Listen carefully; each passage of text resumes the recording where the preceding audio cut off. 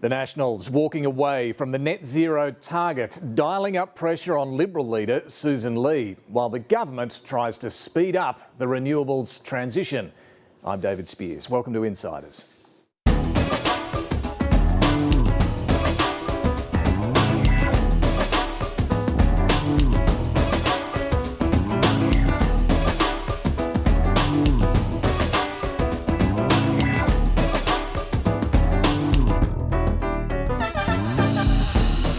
Better outcomes for the environment, faster approval decisions for projects. That's the promise of new environment laws introduced to Parliament this week. The problem for the government, both the Greens and the Coalition remain unconvinced. We'll hear from the Environment Minister this morning on where he's willing to give ground. For the opposition, it's net zero crunch time. Nationals MPs are gathering here in Canberra as we go to air. They're set to dump the target and instead peg Australia's efforts to what the rest of the world is doing. Liberals are clinging to hope they can land a compromise position that avoids a coalition breakup. It follows a week in which higher energy prices were blamed for driving up inflation and threatening the future of Australia's biggest aluminium smelter.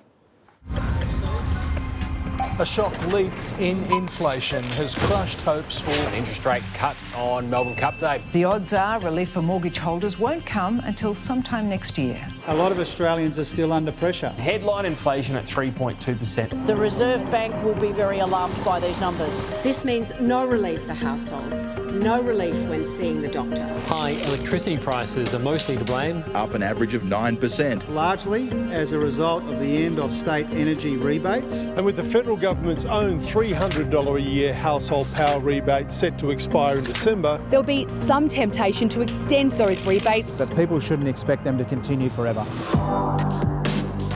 The future of the nation's largest aluminium maker hangs in the balance. After Rio Tinto declared its New South Wales aluminium smelter is untenable. The energy price is a defining challenge for us. I am determined to exhaust every opportunity to secure the future of that site. But if Tomago does survive, the bottom line is taxpayers will almost certainly be on the hook. This is a government that is not afraid to intervene in the interests of Australian manufacturing. Government ownership of assets is not the answer.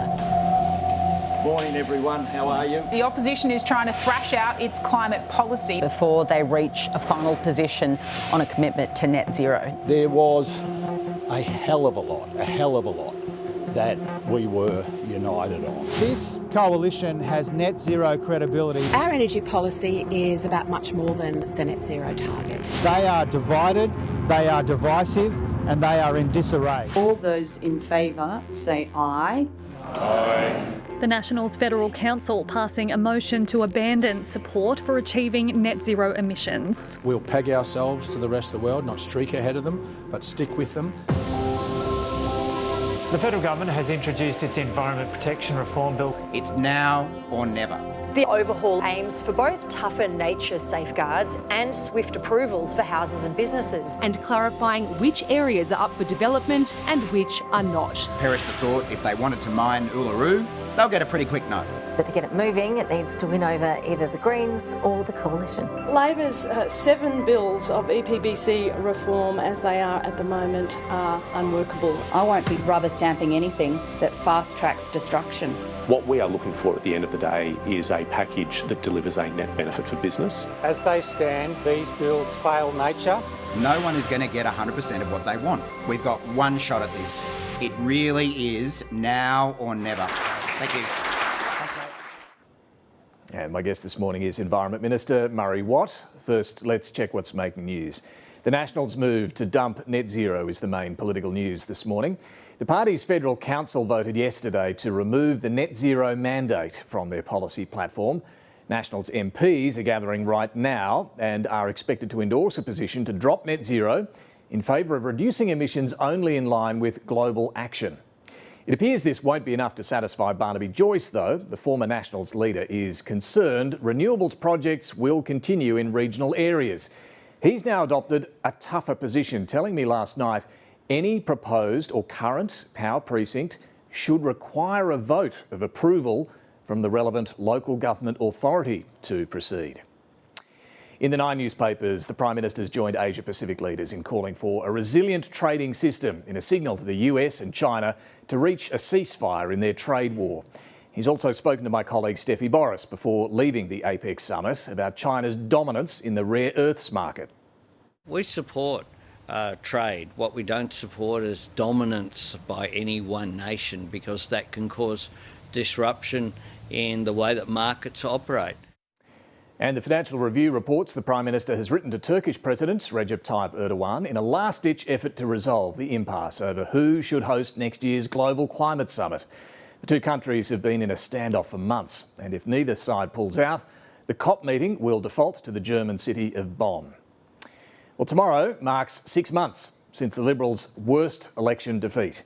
The party is still trying to resolve its biggest headache, where to land on net zero. The Nationals are done waiting. Their move to dump the target in favour of only lowering emissions in line with the rest of the world, including developing countries, means a much slower pace of action.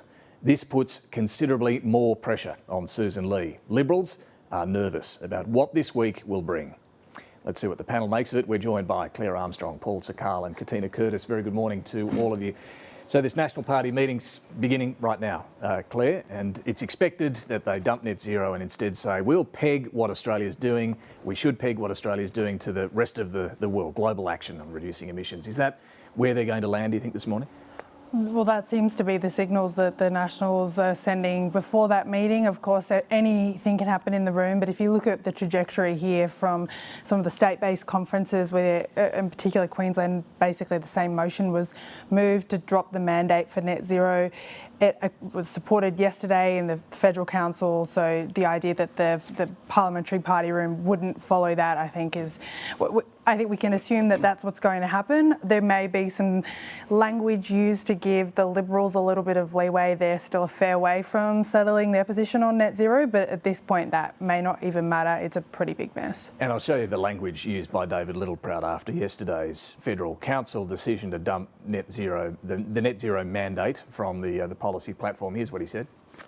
Governments around the world are starting to become honest with their communities about the fact that getting targets net zero by 2050 and all the way along haven't been achieved and don't look to be achieved.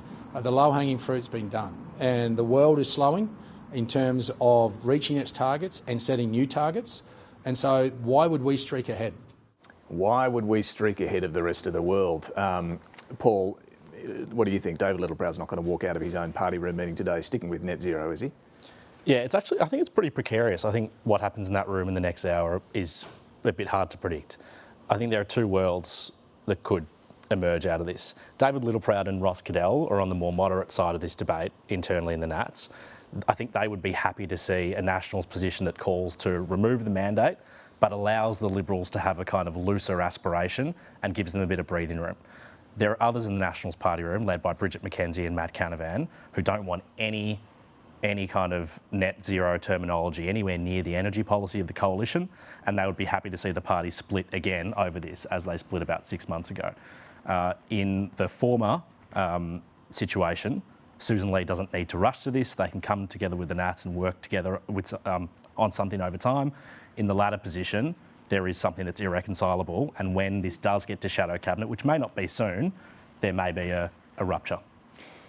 Yeah, it feels like, clearly this is all coming to a head. Katina, what's your sense of it? Well, I mean, David Littleproud might have a more moderate view about, keen to find a position that can work with the Libs and avoid the blow-up and the break-up of the coalition again, but he's going to follow where his party goes today. Oh, yeah, absolutely. And I think, I've basically thought from the moment that they appointed Matt Canavan to lead this work on what do we do about net zero, like the outcomes seem like a fait accompli, right? It's, he's been for years an outspoken critic of this. It does really seem, their Nationals are almost following the same playbook here as they did with The Voice, like really getting ahead of the other party and the coalition and setting out their position first, and then I guess hoping that they can drag the Liberals along with them if that's where it lands in the end. And I mean, we might have all been reading the tea leaves and seeing clearly this is where the Nats are heading to, but I wonder if this took the Libs a little bit by surprise, the timing here, because Friday afternoon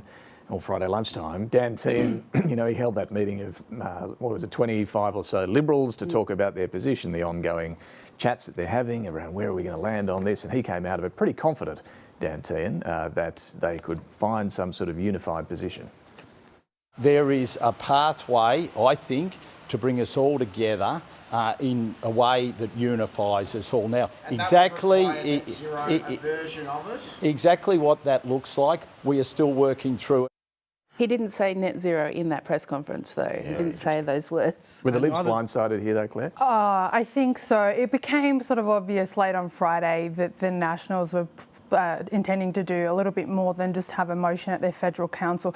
The Liberals knew that motion was coming. They were pretty relaxed at the prospect of it coming. A Liberal told me, you know, it's the membership, it's them dealing with their members. We're more concerned about what happens in the parliamentary party, and then within hours, essentially, that hope was dashed. That meeting that the Liberals had, which was attended by more than half of the Liberal Party room, it was agreement that there should be emissions reductions in some form. It was agreement that price should be a factor, and also that they didn't want to keep falling into what some were calling this trap that they feel Labor is setting by essentially forcing them to either look like there's division or to be stuck in a like this target or that target debate, when really, as we'll probably get to later talking about some of the issues going on this week, Labor's not in a great spot with its energy policy. There are a lot of problems. It's not been a great week. And for as long as you're talking about your target, you're not talking about that. The issue here is all of the coalition seems to agree that net zero is just about language and that it's a target and it doesn't mean anything, which makes it all the more confusing why they are so obsessed with getting rid of it for the sake of what they say is essentially an aspirational target. Having a target doesn't mean you're going to get there. What else? Sorry to interrupt you. No. What else emerged in that meeting, and people had suspected this for a while, is that Angus Taylor, who's kind of the leader of the right, is not arguing internally to dump net zero. So you've got Angus Taylor, John O'Doniam, Michaelia Cash, James Patterson, the leadership of the right are not pushing a hardline anti-net zero position. But there's a small but significant and well-argued group of right-wing backbenchers led by Ben Small, Garth Hamilton, Tony Passon and others. Andrew Hastie, who was in Perth getting a surgery consultation on his jiu-jitsu injury. He sent out a photo of himself doing jiu-jitsu to Exactly. These right-wingers say that in these meetings, your Tim Wilsons and Andrew Braggs and others acknowledge that net zero will never be reached. They know it's, in their view, rubbish, but they say they need to keep it for political purposes to keep their seats.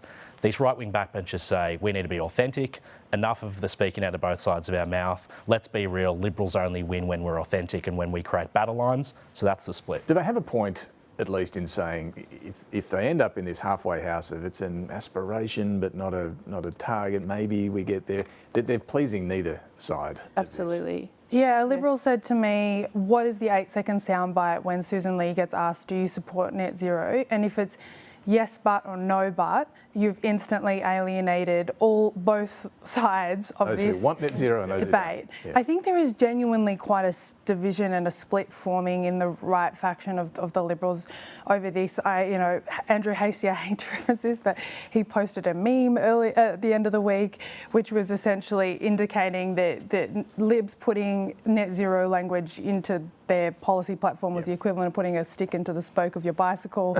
But interestingly, he also kind of made a reference to those Liberals then blaming shifting to a Farage-light version of populism of the right, which that's exactly the language that James Patterson used in a speech. So that's an interesting. So just quickly before we move on, if the Nats come out of this in the next hour or so and say, that's it, net zero's gone, we're now going to just do what the rest of the world is doing, which, by the way, I think by 2050 the estimates are would only be a 40% emissions reduction, maybe even only a 25% emissions reduction. Either way, a lot less.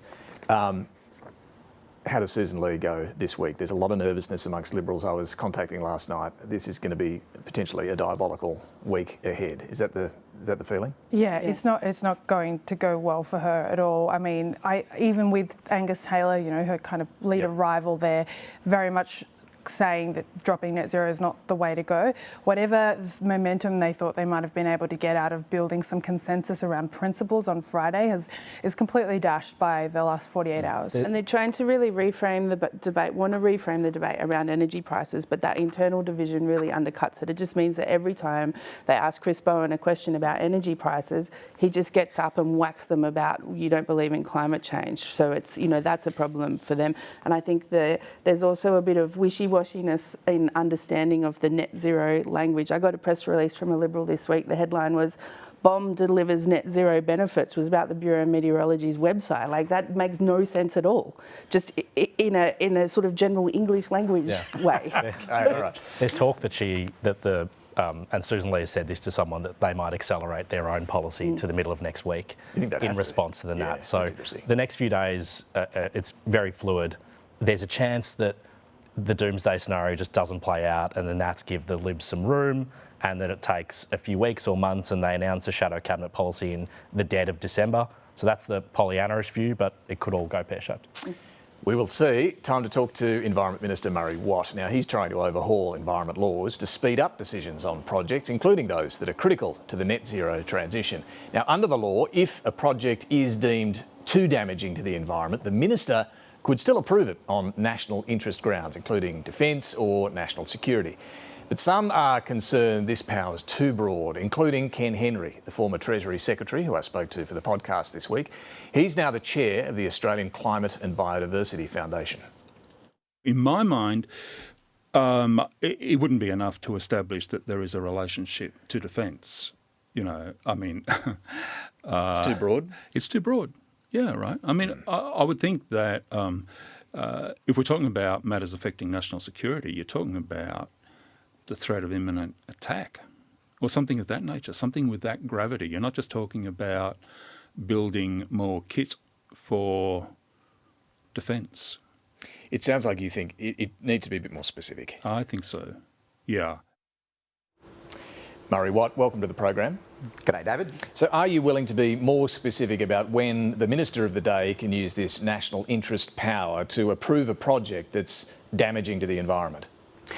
Well, what we're seeking to do here, David, is to achieve a balanced package of reforms that do deliver real gains for the environment and for business. It's 5 years to the week that Graham Samuel released his blueprint outlining that sort of balanced package, and that's what we're delivering. So I'm open to hearing from all sorts of parties about what sort of changes they would require in order to support this bill. At the end of the day, what I want to make sure of is that the package of reforms that we do pass through the Parliament, and I'm very confident that we will, do achieve that balance. If that requires some tweaks here or there, then I'm obviously open to hearing from people, but that's the overarching goal that we're seeking. Well, your colleague Madeleine King, the Resources Minister, says the Minister could use this power to approve a rare earths mine. Is that right? Well, the way the legislation is designed, and again, like most of this legislation, it very faithfully repeats the recommendations from Graham Samuel's review. He was on the ABC himself on Friday saying that this bill very much replicates his recommendations. He recommended that in rare instances, a minister should have the ability to approve a project even if it doesn't meet the usual environmental standards in the national interest. Now, what the legislation does is point to things like defence and security projects. In theory, it could be used to approve a critical minerals mine if that was deemed by the minister to be in the national interest, but that would be after a full environmental assessment. The requirement of the legislation is that that project be limited in every way possible to avoid breaching those national standards. But ultimately, as Graham Samuel said, we believe that a minister in an elected government should, in rare circumstances, have the ability to approve a project that is in the national interest. So that's a yes. If an environmental approval says, look, this rare earths mine and the processing of the minerals is going to be so damaging to the environment, it should not go ahead, the minister can still step in and say, this rare earths mine or processing is in the national interest, it will go ahead despite that damage? Well, that will be obviously up to the Minister of the day, and it will require a full environmental assessment for that particular project. I can't sort of say that every single critical minerals mine will get a tick, because of course the presumption is that the national environmental standards would be applied. But yes, under the legislation, if the Minister of the day decided that that particular project was in the national interest and a full environmental assessment had occurred to minimise those environmental impacts, if it was still in the national interest to proceed, then the Minister would have the ability to approve that. What about a gas project? Well, again, the legislation doesn't specify the types of projects that it can't be used for. Just to give you some perspective here, Dave. So it could be a gas project? Well, again, what the legislation points to is projects that relate to defence and security or national emergencies. And this is the point, it's pretty broad. The criticism is it's too broad, you're not willing to put any more clarity around that. So in theory, it could include anything. Well, and again, I'm open to hearing from people about what they think should be tweaked with this legislation in order to pass it. But as I was saying, David, just to give you some perspective, the current legislation that we're seeking to reform has the ability for a minister to grant a national interest exemption from the Act, which is an exemption from the entire Act, much further than the approval we're talking about. That's been used around 27 times so far. 17 of them have been for natural disasters or to help regenerate species that are at risk of extinction. So they're the kind of things that it's typically used for, and I think they're a pretty good guide. You also want to speed up decisions by making it very clear from the outset when a project can't go ahead if it's got an unacceptable impact. But again, there's a concern, there's not much clarity here. What is an unacceptable impact that would stop a project in its tracks? Well, I guess I would argue, David, that there's much more clarity included in the reforms that we're putting forward than exist under the current legislation.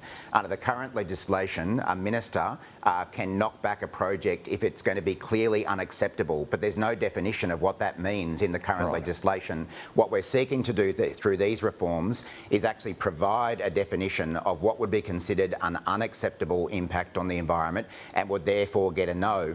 And the sorts of things that we're talking about in that definition are, for example, if something was going to seriously impair or have irreplaceable damage to a particular environmental matter. And some of the examples I've given have been if, perish the thought, someone wanted to mine Uluru, drill on the Great Barrier Reef, drive a species to extinction. I think most Australians would say that that kind of project shouldn't proceed. So, I mean, mining Uluru sounds pretty extreme, but on driving a species to extinction. So if something was going to, for example, wipe out the Maugean skate in Tasmania, that would be unacceptable. If there was conclusive evidence that a particular project was going to drive a species to extinction, then without wanting to prejudge a future decision, I think it's likely that a minister would knock that back. Of course, with the Maugean skate, we are undertaking a lot of work to regenerate that species, oxygenation of the water there, captive breeding programs, which are actually starting to see that species recover a bit. But yeah, I mean, if a particular project is going to drive a species to extinction or have an irreplaceable impact on it or a particular environment, then it would be likely to get a no. And I might say, David, this also, obviously there's an environmental benefit there, but it also responds to the request from business that they want quick yeses and quick nos. This is a way that business can get a quick no and understand that they really shouldn't bother putting up a project and racking up the millions of dollars in costs because it's very likely going to be a no. It might be faster, but is any environmental damage going to be prevented under this new law than that is currently not prevented under the current law? Absolutely. The laws that we're putting forward contain a range of measures that shift the dial in favour of preserving nature forevermore. So, for example, for the first time, we'll have national environmental standards that will set out clear criteria for decision makers to use when they're determining environmental impacts. We're reforming environmental offsets, which everyone regards as a bit of a joke at the moment, to require for the first time in law that a proponent would need to avoid or mitigate or minimise the environmental impact of a project before offsetting it. And if they do turn to offsets, then they've got to deliver a net gain for the environment. So that's part of what Graham Samuel was talking about, that we shouldn't just be managing the decline of the environment, we should actually be seeking to restore the environment as well. So much bigger penalties for those who breach our environmental laws and engage in illegal clearing and that kind of thing. So a number of things that will lead to an improvement for nature, not just see it ongoing decline. Part of your effort to speed up the whole decision-making process is you want to end the overlap of federal and state approvals. What would this mean for a decision on whether, for example, to approve development of Australia's largest untapped gas reserve, the Browse Basin off Western Australia? Who would make that decision? So I'll come to the specific example in a minute, David, but as I say, just to explain that, one of the big barriers we've got to developments happening, whether it be housing, renewables, other projects at the moment, is that proponents need to go through both a state assessment and approval and a federal assessment and approval, and that can add years to the whole process. So one of the ways that we want to overcome that is by entering into agreements with a state which would allow them to do the assessment not just on their own behalf against their own laws, but also against our laws, but with those really tight safeguards, such as that the decision needs to meet our national standards. The processes that a state government has in place would need to be accredited and audited by the federal government to prevent a state going rogue. So there are those safeguards in place. When it comes to the Browse project specifically, that would not be able to proceed through a bilateral agreement because it's already determined to be a controlled action. That project was lodged years ago with the federal government. It reached the stage of being decided to be what's known as a controlled action, meaning that it requires a full EPBC assessment. So because it's a project that's effectively in the system now, it would continue to be assessed under the current laws. Okay. The change would be for future projects. Bottom line, is there anything in this new legislation to stop a coal or a gas project going ahead? Not in its own right. What we haven't taken the approach of saying that particular projects are altogether banned.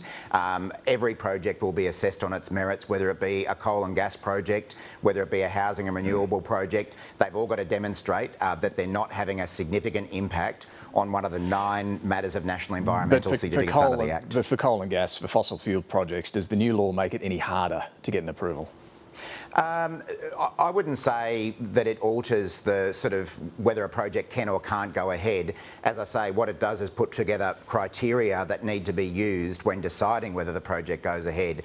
If a coal or gas mine was to be, a coal or gas development was seeking approval, then it would need to meet the national environmental standards. It would need to avoid and minimise its environmental impacts and offset them to achieve a net gain. So they would be improvements compared to the criteria that apply to a project at the moment. If it was considered to have an unacceptable impact on the environment, then it would get knocked back, as would a housing development or a renewable project. So we're not trying to sort of put in particular criteria for particular sectors. What we're trying to do is put in a balanced package for all sorts of projects, for all industries that deliver environmental and business gains. The bill doesn't put an end to native forest logging either.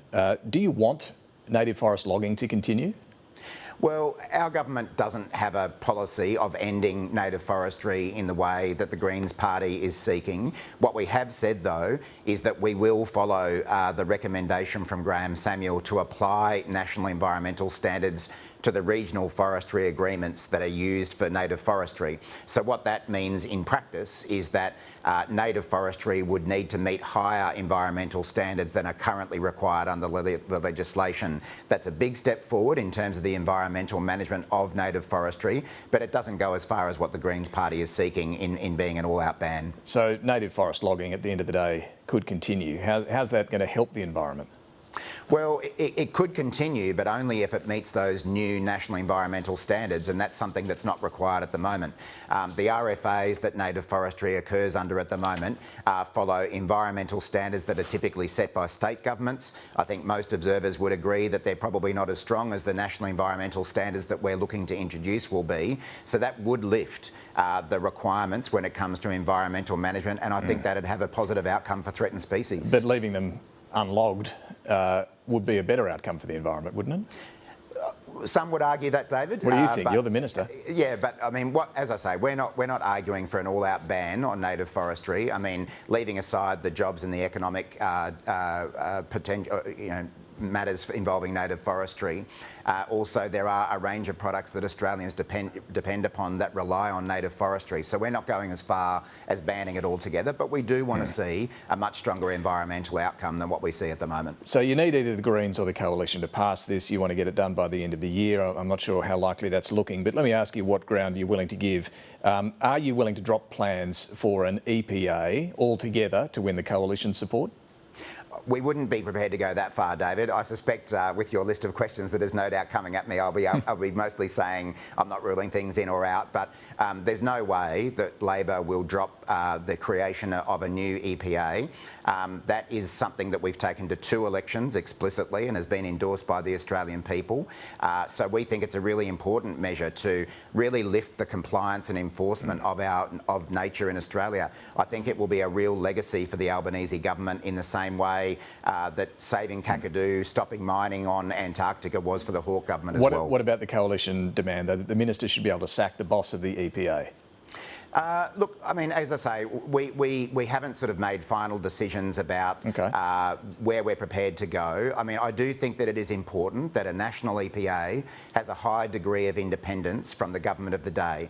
That's why, for example, we've specified that when it comes to who they prosecute, who they investigate, what sort of fines they dish out for environmental damage, that should be independent of ministers. We don't allow ministers to tell the DPP who they can prosecute for murder or assault.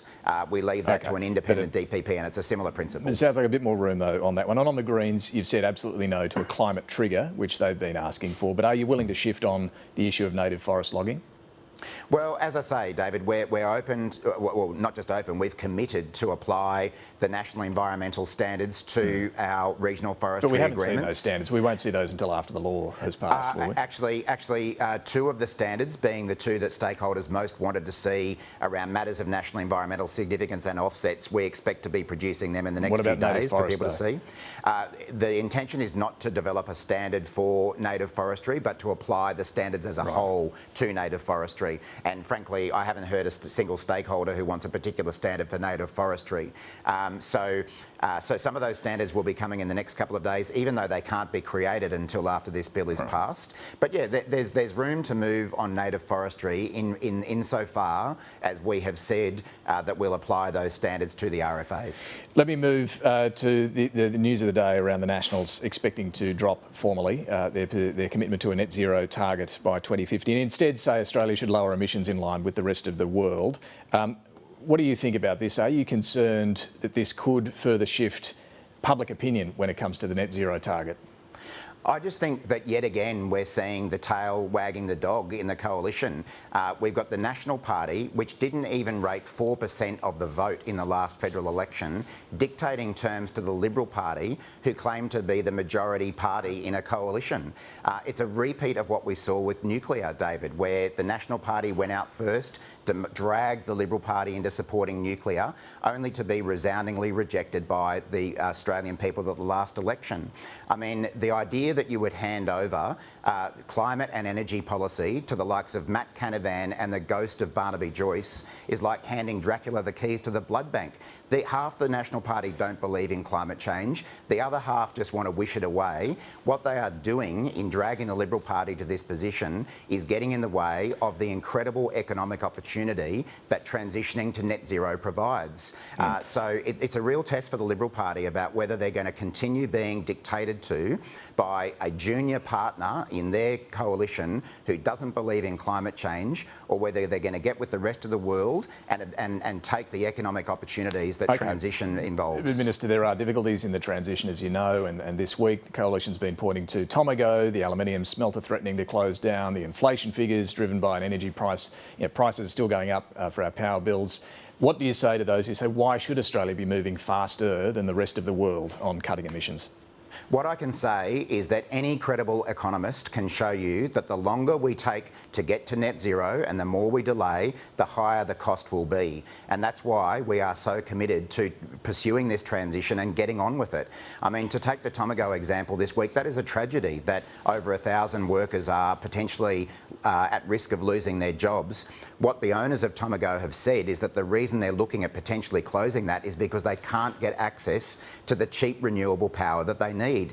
The same company owns a smelter in Gladstone. That is not at risk of closing because they've been able to access the cheaper renewable power that they need. They can't get it for Tomago. So there's an example just this week that shows we need more renewable energy, not less. And of course, that's one of the things we're seeking to achieve through those EPBC reforms as well. Finally, Minister, the Bureau of Meteorology, their website update didn't go down well this week. You called on them to fix it. It sounds like they have made some changes. I think it's more than 80 million million spent on this website upgrade. Is that taxpayers' money well spent? Look, I think it is really important that taxpayers and all Australians have access to reliable information from what is a great Australian institution in the Bureau of Meteorology. I did have a meeting with the acting CEO of the BOM this week, and I made the point that I didn't think that the new website was meeting users' expectations. So I was really pleased to see that on Friday they began making some changes, in particular going back to the previous default view on the radar, which enables people to see hail and things like that. That proved very useful here in southeast Queensland yesterday when we had another severe thunderstorm, and it provided people with that information. But I'm very pleased that the BOM has listened to community feedback. I know they've got plans to make more changes. That's what we want, but we also want a really credible, reliable service as well. Environment Minister Murray Watt, thanks for joining us. Thanks, David. Coming up, we'll get to that jump in inflation, plus the longest question time ever in the Senate and politicians' T-shirts. Let's get back to our panel though. We're joined by Clare Armstrong, Paul Sakkal and Katina Curtis. Clare, just on the environment laws, Murray Watt there clearly opening up a couple of fronts on the Greens side and the Coalition side where he might be willing to negotiate. Yeah, I think, it's very obvious that the government wants to get this done by Christmas. Anthony Albanese said as much. He set his fixer, Murray Watt, onto the task. But the issue Labor have is, even though to the letter of the bill, it's probably a lot more appealing to that sort of centrist thing that the Coalition might go for. The Coalition, as we've sort of canvassed, are internally in disarray. The prospect of getting a bill that's controversial like this through that shadow cabinet at the moment is pretty slim. It's even worse that it's environment and it has that kind of net zero adjacent component. So that does put the Greens in the hot seat, but they are much further away, I think, from feeling like they're able to make a deal. So I understand that the Greens are what they're actually asking for behind closed doors. It's been put to me that it's a small number of big things. So and the rhetoric is less strident, as you'd probably expect, than Larissa Waters has been out there this week saying, "Oh, the minister let the logging companies and the miners in the room to write this, gave them the pen, they wrote these laws." They're much more moderated. Greens rhetoric, no. But I think that really, as you say, they're much closer with the Coalition. The Coalition demands are a bit more in line with where a lot of the industry lobby groups are at. The question about what happens with the EPA and the power of that's more of a sort of niche Liberals only request. But the risk on that side is entirely they might reach a deal with Angie Bell and Sussan Ley, but will the party room actually get on board? That's a not insignificant risk as to where we go. Well, we just heard the minister there say there's nothing here that's going to stop coal and gas mines. Projects can get approved more speedily. Maybe they're willing to give the Libs this power over the EPA so that the boss can be sacked by the minister. If this lines up as exactly what gives the Coalition something, gives them a win, is Sussan Ley in a political position to do a deal with the government on this? Not until she fixes the net zero problem. It's all hung. But I don't. Even if they do come to some, flimsy but workable solution on net zero in the next few weeks, it's not going away as an issue for her. So she'll come into the first part of next year wanting to move on to economic stuff. She won't want another fight on environmental issues at all. So I think probably not.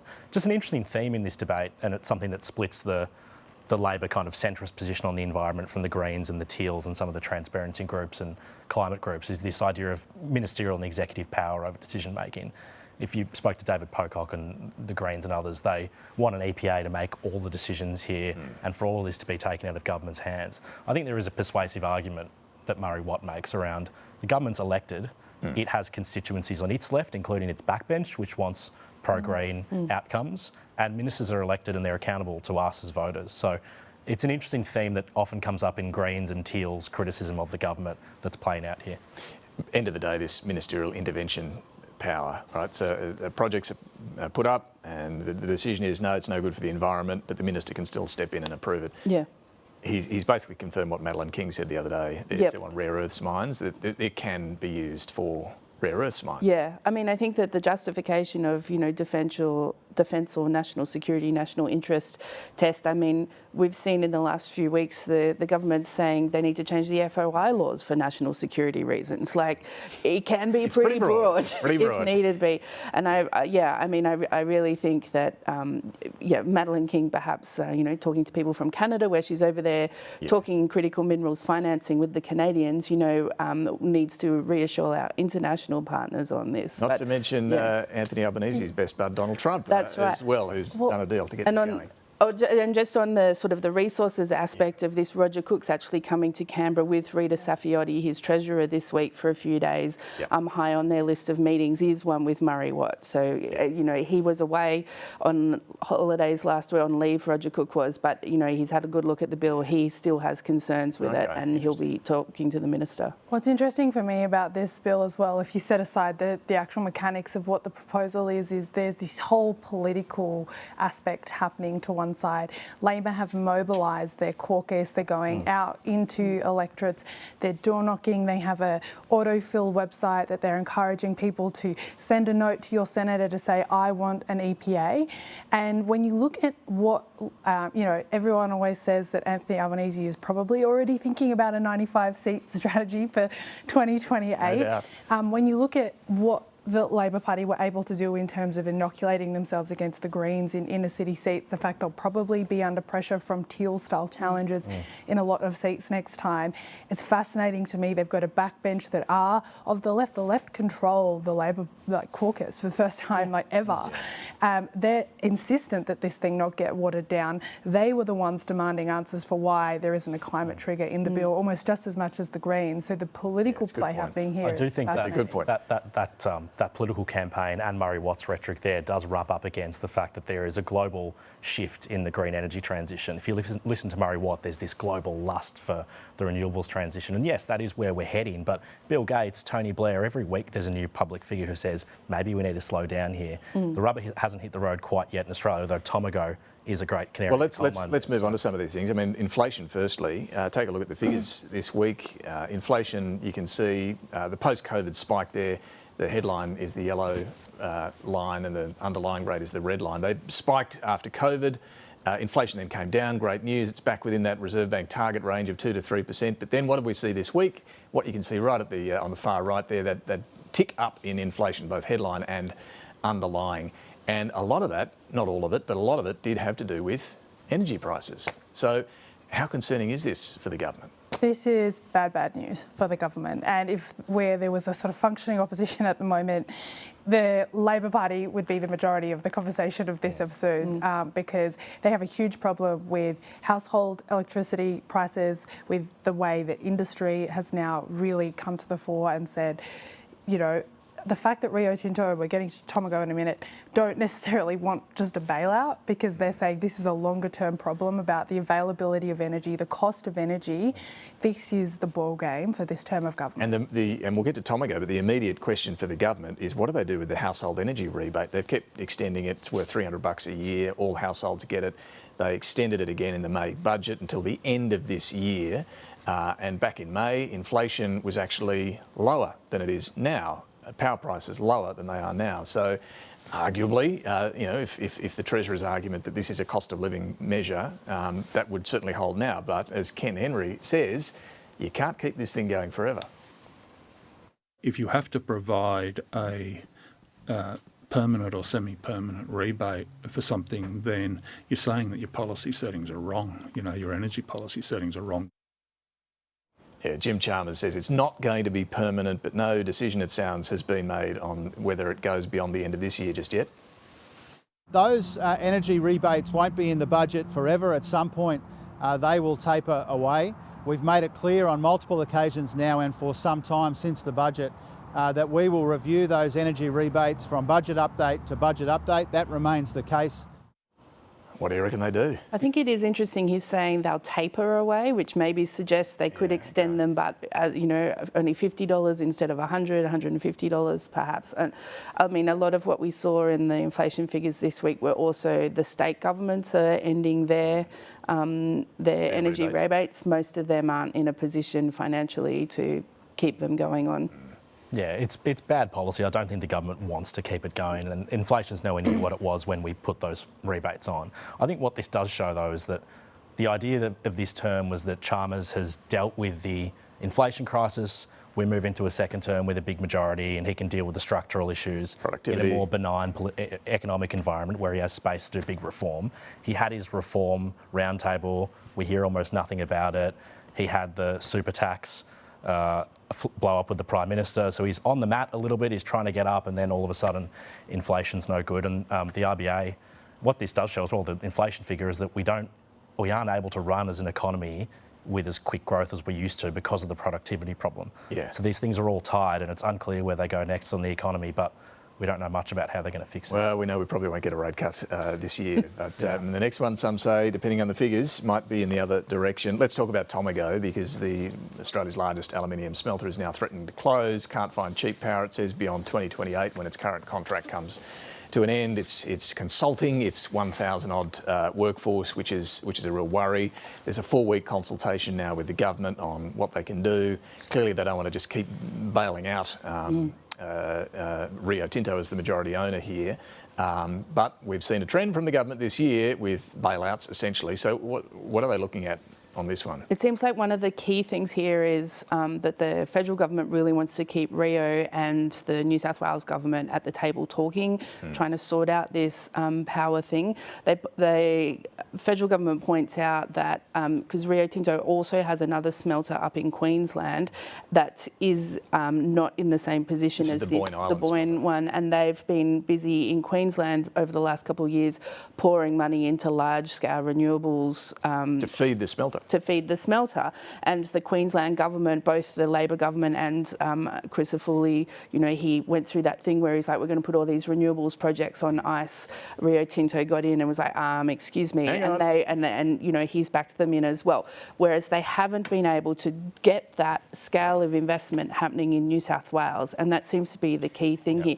Rio was saying this week, like basically, any power deal, any future deal for getting energy that involves coal power is just non-commercial. Like, it's too expensive. So they don't want coal, they want renewables. Rio as a company is committed to getting out of fossil fuels, I think, by 2035. So they don't want to be entering new long-term coal deals. One idea that's been put forward from Oliver Yates, former head of the Clean Energy Finance Corporation, is because renewable prices can be so volatile, the government would use a special vehicle to buy the power, then provide it at a stable price to Tomago. It could have a downside, it could have an upside for taxpayers. But there are various ideas like that instead of just giving them a cheque.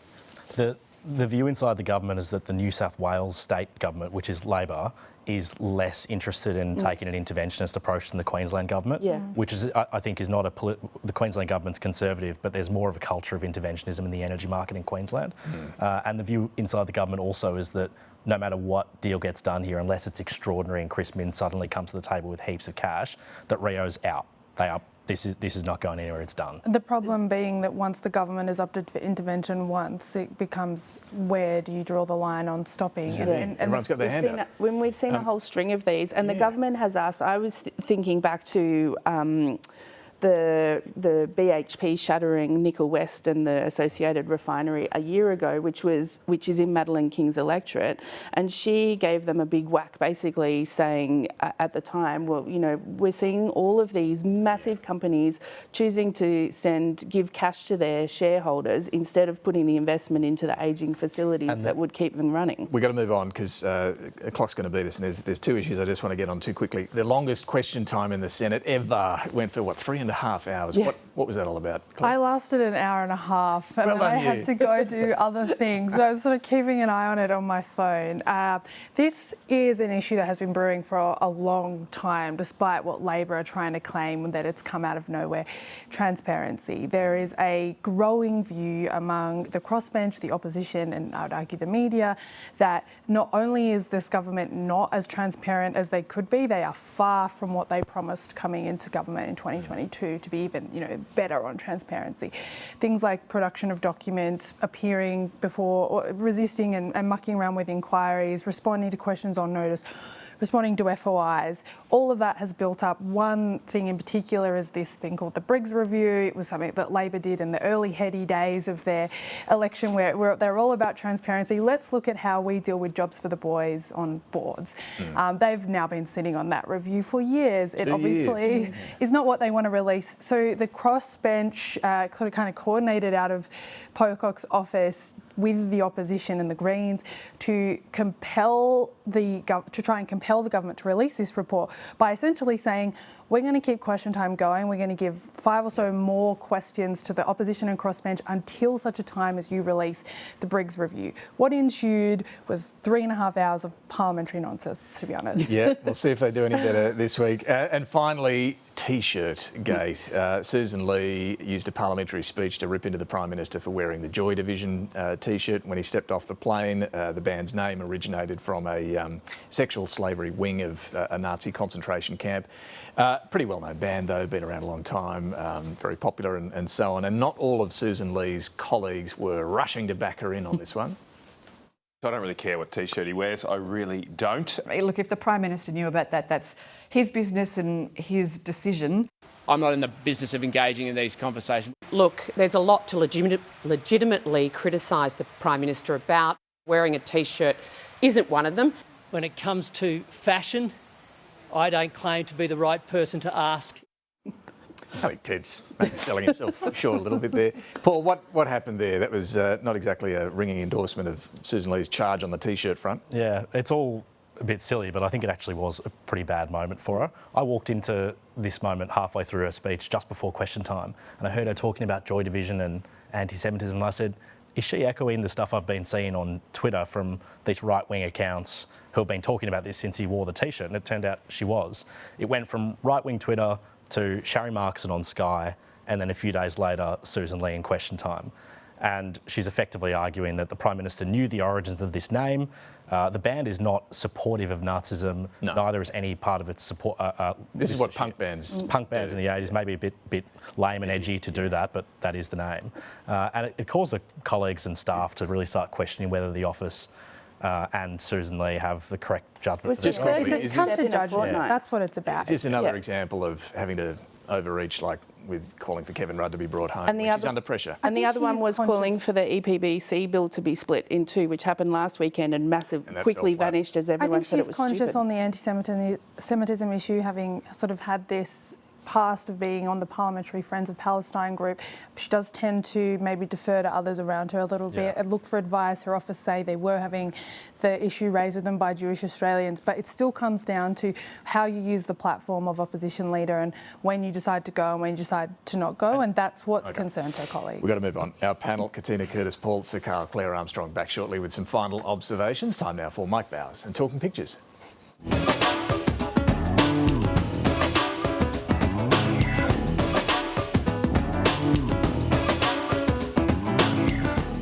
Mike Bowers and I'm photographer at large for the New Daily. I'm talking pictures with political correspondent for the Nine Network, Amanda Copp, and a very warm welcome. Great to be here, Mike. The inflation news blew through Canberra like a southerly buster, and the November rate cut was gone with the wind, it seems. I know, poor old Jimmy was waiting to come out on a win, but it wasn't to be. Brett Lethbridge here has got both Michelle Bullock and the Treasurer leading in. Yeah, it's almost a bit of a trust exercise there, but I hope Jim knows that the RBA is independent. Yeah. Whatever you do, don't let go. Oh no! Fiona Katauskas has picked up on the Australian Association of Things to Worry About. Indeed, I thought this was almost a bit like a horror movie, right? You know, you think that the villain's dead and then suddenly, what? You're not dead? Well, if it isn't the inflation dragon, didn't expect to see you back so soon. Now we can join the ranks of interest rates, unemployment, Donald Trump, AI and the dove of peace in a warming world. The mouthful that is the Environment Protection and Biodiversity Conservation Act. David Rowe has drawn the political football here with Murray Watt about to feed it. Got Matt Canavan over here, Sussan Ley and the Business Council of Australia. And look down here, Mike, we've got Barnaby Joyce. Don't really know whether he's helping or hindering. I don't think he knows that. Between the BCA and Matt Canavan, we've got Sussan here swing which is rather good. You had Murray Watt singing like Elvis with It's Now or Never. I know, and look, we've got him here looking pretty confident, I must say, but whichever way the government was going to spin this, it was always going to be a bit of a scrum at the end. Yep, and the front row is Bowen and Larissa here on the greens hanging on for dear life. Well, see, this one I thought was quite interesting because I don't know whether they've quite got the Greens on their side at this point. I don't think they have either. And as far as football goes, I'd want David Pocock on my side, wouldn't you? Yeah, there's definitely some other politicians I'd be choosing. Absolutely. Megan Herbert has drawn the ram it through here with the Environmental Protection Reform Bill. Hop in and Sussan Ley here. Only if you lose the seatbelts, airbags and cut the brakes. And the poor old Australian fauna in the back here is the crash test dummies. It's the only people who really look happy here are Albo and Murray Watt. Yeah. While the coalition is still thrashing about on net zero, out came Barnaby. Front and centre and thrashing around. He's not really got a poker face, has he, Barnaby? No. I got to say, I think he often looks like that in the house. He does. That's a gorgeous shot. I love that. Isn't it? All alone. Yeah. Alex Ellinghausen's got him under the exit sign. Yeah, and look, the clock's ticking as well, just hidden behind his hair there. Just hidden behind. Even when he's in huge trouble, he's never scared to turn up to the press gallery and face the music. He always has something to say to us. Yeah. And this Warren cartoon, I thought, summed it up beautifully with the juxtaposition between net zero and nat zero. Yeah, they're certainly missing the target here. I'm sure that they've got a lot of good shooters in the National Party, but not on this particular topic. Susan here. Amanda, they say that clothes maketh the man, but coalition criticisms over the PM's sartorial choices seem to divide opinion this week. Creme de la creme here from Matt Golding and Joyce Division with known pleasures. Albo looking very pleased with himself as he's getting off the plane. Chef's kiss for this Greg Smith cartoon. He's got Albo in Joy Division, Sussan Ley in Dire Straits, Barnaby is T-Rex, and Kevin Rudd here in Take That. Well, I mean, Mike, if your shirt here is anything to go by, maybe it'll take off with the other pollies. Well, yeah, because Cold Chisel's got some great titles for politicians. You got Nothing I Want? I wish I could name some, but it's a bit before your time. I was going to say. David Rowe with known pleasure in Joy Division as the LMP. We've got Susie and the Banshees. And I love this, Money's Too Tight, simply in the red with Jim Chalmers here. Chris Bowen in the Wind. Yeah, a bit of Dylan there. One Nation Army with the white stripes. And, for Pauline Hanson. And then Barnaby with Should I Stay or Should I Go with the cliche. Yeah. Kathy Wilcox has picked up No Joy, Just Division. Ms Lee, you claim that you yourself were once a punk. Yes, but I didn't inhale that. That old Bill Clinton adage. Amanda, the issues were many and varied this week, but thank you very much for helping me unpick them. I'll let you do the honours. Thank you very much, Mike. Back to you, Spearsy. Thank you, Amanda. Thank you, Mike. Time for some final observations. Quick one from me. Anthony Albanese now has Donald Trump's mobile phone number. He's confirmed to Kieran Gilbert on Sky News before they left the APEC summit in South Korea. They swapped numbers, so their relationship status is at a new point. Did he admit that he thought that he said that Trump didn't have one? Don't know if we went that far. Don't know if we went. That's yeah. We saw in the Federation Chamber this week, which is not watched by very many people, a string of Conservative men stand up and link a bill that's supposed to be giving support to parents who have stillborns or whose babies die shortly after birth, give them some more workplace rights, entitlement to leave while they're grieving. They stood up and linked that to abortion, basically insinuating that women would have late-term abortions in order to get leave, which is just so beyond the pale that I can't even speak about it. In the aftermath of the Queensland election last year, we saw some of the Liberal Party and Jacinta Price try to reopen abortion as an issue. Peter Dutton clamped down on it very quickly. As I understand it, Sussan Ley, she certainly hasn't said anything publicly on this. I understand she hasn't said anything privately to these people either. Oh, interesting. Paul? One of Hasey's colleagues said to me, imagine if he was the leader and he said this, he'd have to quit or it would just go on for weeks. Yeah. Just on the Liberal Party, for all the insanity that we see in Canberra, there is a really important review that's been undertaken by Senator James McGrath, which will look at whether the state divisions work, whether candidate selection is in order, how they deal with migrant communities and women, and just whether this is how you would have a functioning centre-right party if you were to build one today. It got approved at the party's federal executive on Friday. It's going to be led by James McGrath, Mike Baird, Will Hodgman, Nicole Flint, and a group of women, including Sasha Meldrum, Jane Bunkle, Fiona Cunningham, Danielle Young, Carolyn de Rousseau and Carolyn Inge. And that will report sometime in the middle of next year. Interesting. All right, Claire.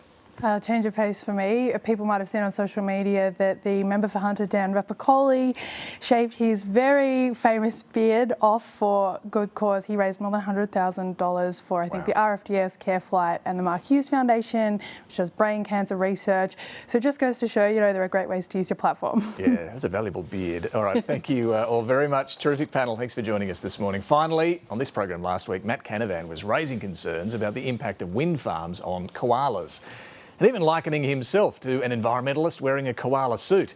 For Labor, it was simply unbearable. We'll leave you with that. Thanks for watching.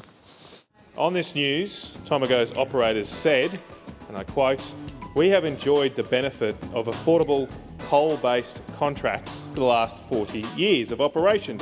Senator Canavan has indeed mischaracterised what the owners of that facility said. I know that you will continue to do that. I mean, how much can a koala bear? You're making us all feel very excited about being here.